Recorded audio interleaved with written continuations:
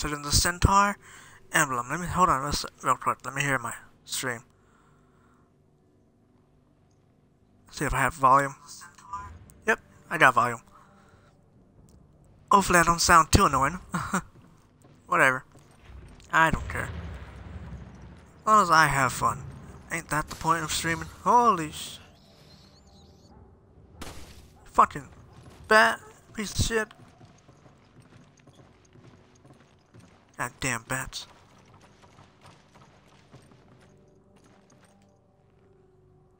Oh. Jill. Okay. You get to deal with that, I'm gonna go over here.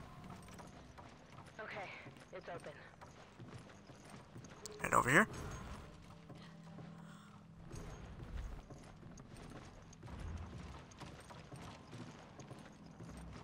Oh, she went to go open that. What did you pick up, Jill? Oh. Alright, I'm gonna give you... Okay, you got I owe you. regular grenades, I'll use fire grenades.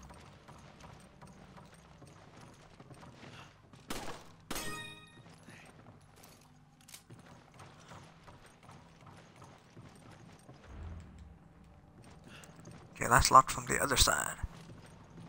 Oh, hello. Heat sensitive paper. Finding all this shit.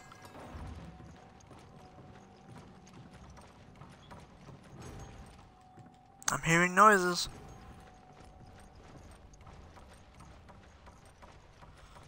Alright, let's see what's in this door she unlocked.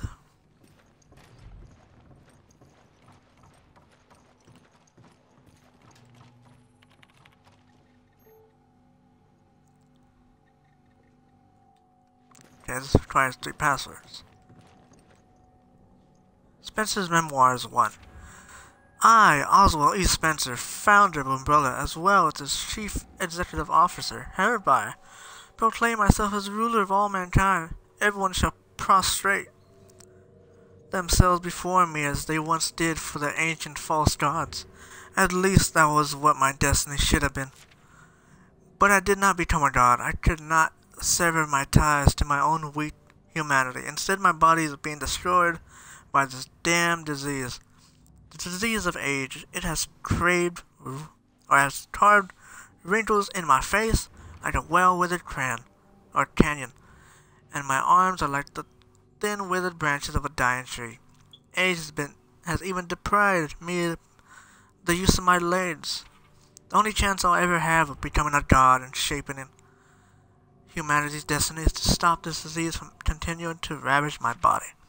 I believe there's a saying about realizing the joys of life when one is at death's doorstep. Sayings that are for the weak who are going to die. They attempt to mask their fears with pity or pithy aphorisms. Mortals can't comprehend what life means for those whose death is not a concern. The ignorant are fond of making generalizations to include those who would not be party to their pedantic musings. What the hell are these words?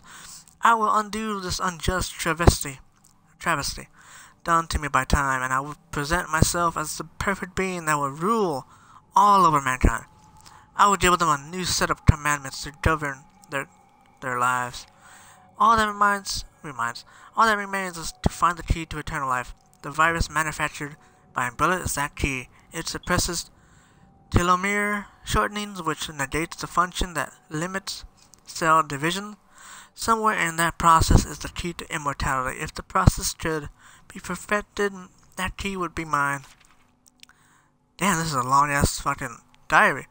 I have the means available to me. I can realize my ambitions thanks to Alex. Alex? Uh-oh. I lost much in human capital following Umbrella's bankruptcy, but I still have Alex, the best and brightest of all them. Of them all, and the last of my children. I have faith that if anyone can find a cure for the ailment of time that keeps me from assuming my role as the head of mankind, it is Alex. Alex will find a way. You know who they're talking about, right? Oh, Spencer's Memoirs 2. I've done everything Alice has asked of me. Alice's ingenuity, there it is, far surpasses those of normal people. We wait for the appropriate time, gather the necessary materials, and Alice continues to keep the operation running smoothly. Most children are held back by the limits of their own intellect, but not so with Alice. I've never witnessed anyone so adept at absorbing the talents of others simply by observing them. I could not be more pleased. Alice displays superior qualities to everyone else. I provided everything Alice and the other researchers would need to conduct their research: unlimited funding, top-of-the-line equipment, research materials, and an endless supply of test subjects. The only thing wanting is time. They would conduct their research on an isolated island in the South Seas. Yep, there it is. That is home to an abandoned military installation from a nearby country. Alice has already gone there with a group of research assistants, research materials, and hundreds of these test subjects. I waited in earnest for good tidings of their research. Instead, I received only a phone call a month later, asking me to send more test subjects. How was it possible that they had gone through hundreds of test subjects in only a month? As my frustration rose, Alice attempted to reassure me. You'll be pleased to hear that all experiments are running smoothly, and so I continue to wait. See, that's talking about Revelations too. Spencer's Memoirs 3. I have waited and waited, and still no word from the island. It's been a year since they left. I've sent thousands upon thousands of test subjects for their research. As soon as Alice makes an improvement to the virus, the team administers it to another batch of test subjects. Unfortunately, they do not have time to study the virus before testing it. If it looks feasible, they proceed forward and see how the test subjects react to it. All of this is to be expected, I suppose. It's not Alice's fault. I have been impatient, true, but the situation is dire. Age has not only worn down this worthless shell, but it has also attacked my internal organs and rendered many of them virtually useless. Wait, what little functionality I can eke out of them is only thanks to the machines attached to my body. Time is merciless enemy. I'm counting on you, Alex. Only you can give me the key to eternal life. See, all this shit, all this story, talking about fucking Revelations 2. What's this? Last one. Spencer's Memoirs 4. Finally, a report of success. The experiment was a success. The news alone has sent a new surge of energy coursing through my veins. I feel rejuvenated. Last night's dinner even tasted sweeter. The wine was more excellent. My butler, Patrick, is truly a culinary savant. Unfortunately, that joy was short-lived. Alice has disappeared. I would be less concerned if that were the only reliable report from the island. The other researchers are also nowhere to be found. Neither are the thousands of test subjects. And most importantly, all the research materials, including the final virus that was to make me a god, cannot be located. I have been betrayed. I have allowed myself to be betrayed again. I should have learned from my mistakes with Albert.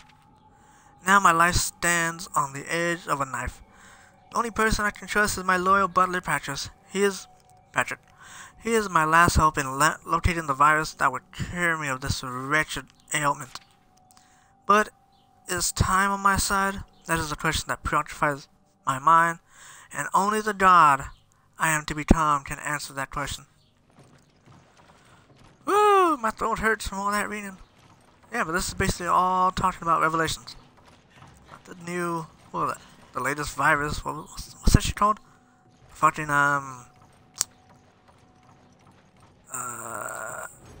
not T-Abyss virus. That's Revelations 1.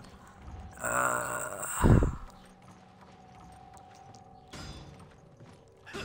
forget what it's called. Do I have to shoot it? Probably do. Not paying attention.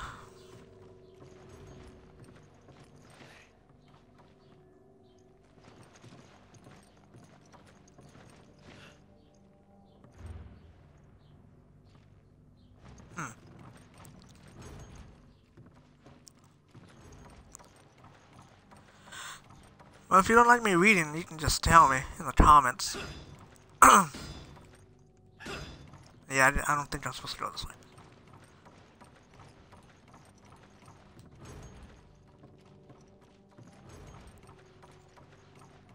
I like how in this one they try to make you go back to like the original Resident Evil style.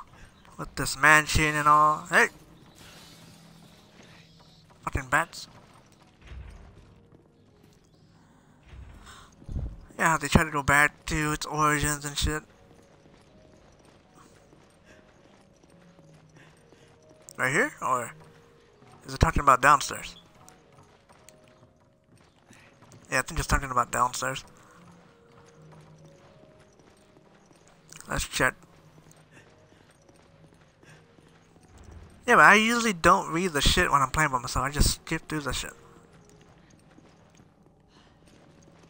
Damn it.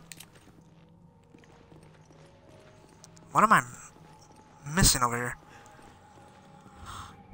Okay, I went there, didn't I? Got everything there? Oh. Might be ammo here. You grab it. Roger. I need to start giving her ammo. Let's retrace my steps. Let's go this way. See if I missed anything, like a crank or something. Knowing me, probably did. Oh.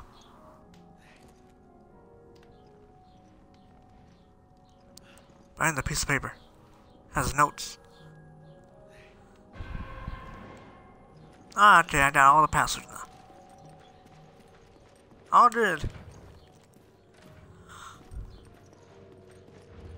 Let's go back to the computer. Pretty sure it was this way.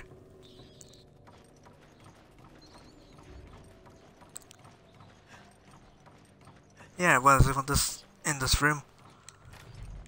With all the knowledge. Alright, password. Patrick's Memoirs 3. I have been in Master Spencer's employ for the majority of my adult life. As of late, however, I find his actions to be inscrutable. For example, he has taken every possible precaution to conceal his whereabouts from the outside world. For what reason, I do not know.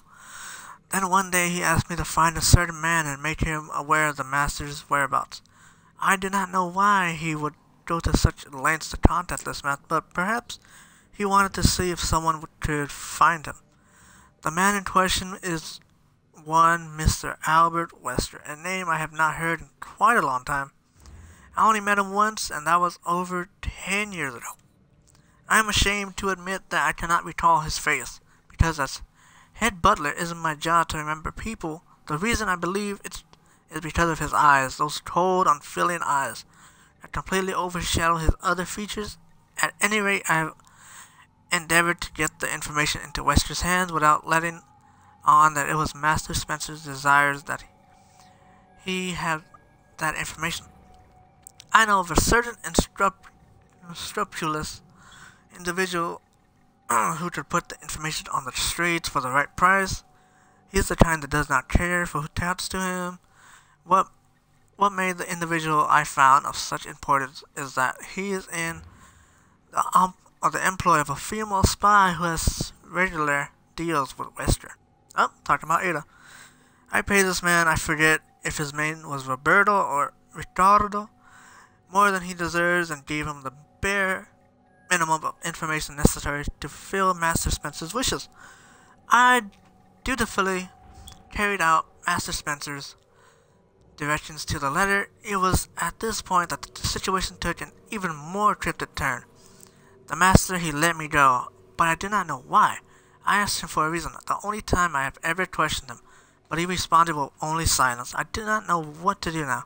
I am filled with a sense of loss.